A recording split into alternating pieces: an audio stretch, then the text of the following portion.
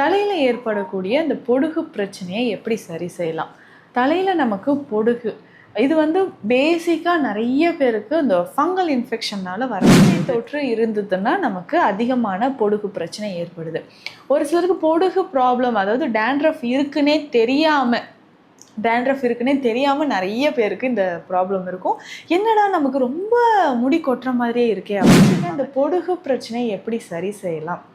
இதற்கு நம்ம உணவு முறையிலும் சரி, ஜென்ரலாக நமக்கு தலையில் வேறு ஏதாவது அப்ளை பண்ணலாமா, ஸ்பெஷலாக ஏதாவது ஆயில் இருக்கா அப்படின்னு இதுக்கு பேசிக்காக பார்த்தோம்னா தலையில் நம்ம அப்ளை பண்ணக்கூடிய ஒரு ஹேர் பேக் இருக்குது. ஸோ இந்த ஹேர் பேக் நம்ம யூஸ் பண்ணும்போது கொஞ்சம் கொஞ்சமாக தலையில் இருக்கக்கூடிய அந்த பொடுகு பிரச்சனை, அதிகமான தலைமுடி உதிர்தல் நமக்கு குணமாக ஆரம்பிக்குது.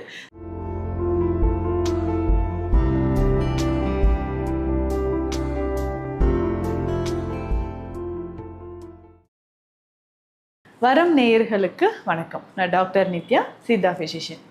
தலையில் ஏற்படக்கூடிய அந்த பொடுகு பிரச்சனையை எப்படி சரி செய்யலாம்? தலையில் நமக்கு பொடுகு இது பேசிக்காக நிறைய பேருக்கு இந்த ஃபங்கல் இன்ஃபெக்ஷனால் வரக்கூடியது. பூஞ்சை தொற்று இருந்ததுன்னா நமக்கு அதிகமான பொடுகு பிரச்சனை ஏற்படுது. ஒரு சிலருக்கு பொடுகு ப்ராப்ளம், அதாவது டேண்ட்ரஃப் இருக்குன்னே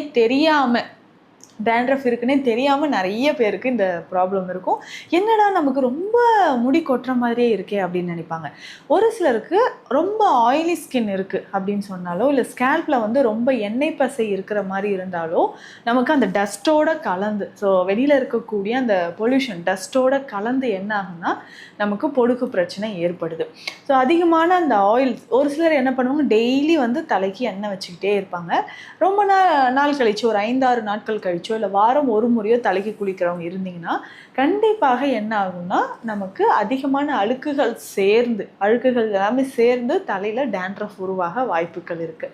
ஸோ இந்த மாதிரி இருக்கக்கூடிய, அதாவது ரொம்ப ஆயிலி ஸ்கின்னாக இருக்கக்கூடியவங்களுக்கு இந்த ப்ராப்ளம் இருக்குது. இதற்கு அடுத்தது பார்த்தோம்னா இந்த சொரியாசிஸ் அப்படின்ற ஒரு கண்டிஷன் இருக்கும்.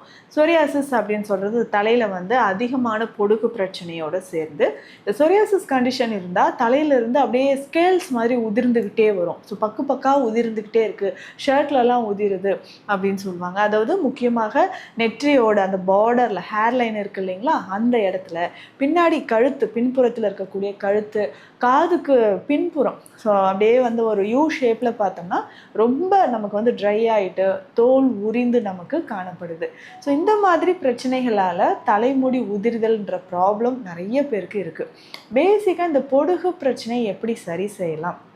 இதற்கு நம்ம உணவு முறையிலும் சரி, ஜென்ரலாக நமக்கு தலையில் வேறு ஏதாவது அப்ளை பண்ணலாமா, ஸ்பெஷலாக ஏதாவது ஆயில் இருக்கா அப்படின்னு கேட்டிங்கன்னா நிறைய வழிமுறைகள் இருக்குது. ஸோ நம்ம கெமிக்கல்ஸ் இருக்கக்கூடிய ஷாம்பூஸ்லாம் யூஸ் பண்ணும்போது கொஞ்ச நாள் ஓகே, ஆனால் அதுக்கப்புறமும் திரும்ப பொடுகு வர ஆரம்பிச்சிடும். இதனோடு சேர்ந்து தலைமுடி உதிர்தல் அப்படின்ற பிரச்சனை இருக்கும்.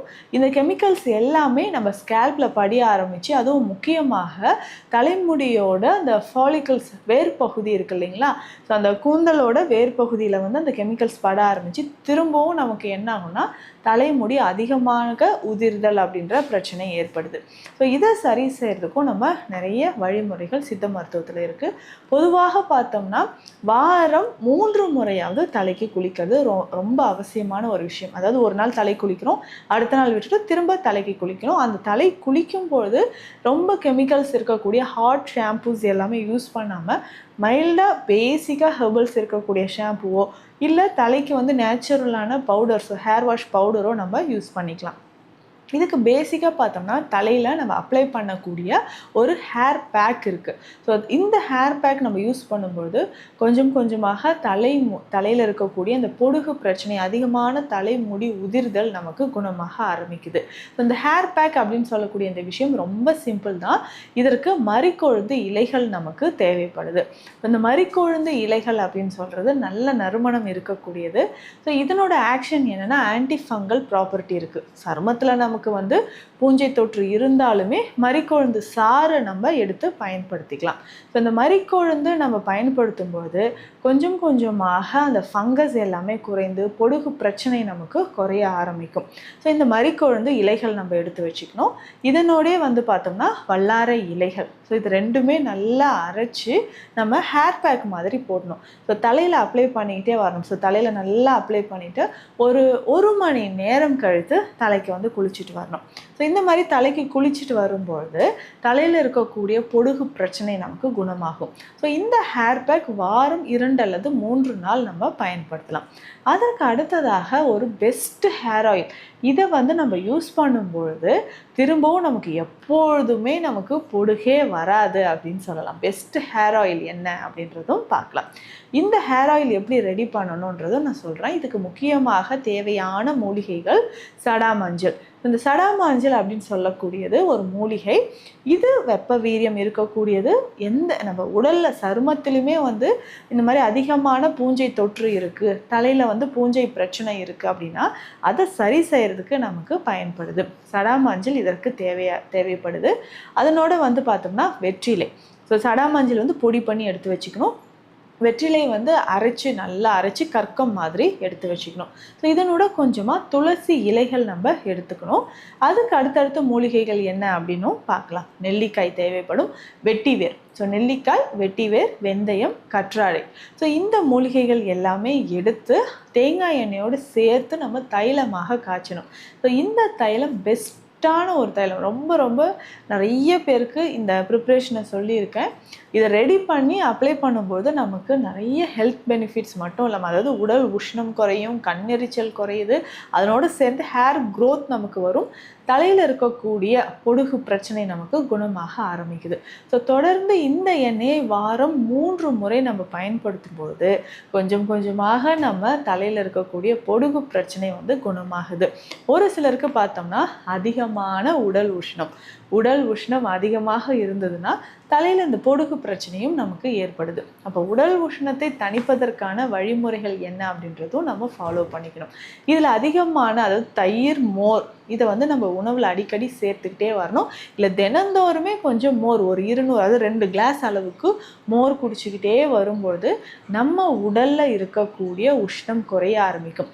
டேண்ட்ரஃப் இருக்க நிறைய பேர் சொல்கிற ஒரு கம்ப்ளைண்ட் என்னென்னா, கண்ணு ரொம்ப எரிச்சலாக இருக்குங்க, ட்ரை ஆகுது, வறண்ட மாதிரி இருக்குது, ஒரு ரெட்னஸ் வந்து கண்ணில் தெரியுது அப்படின்னு சொல்லுவாங்க.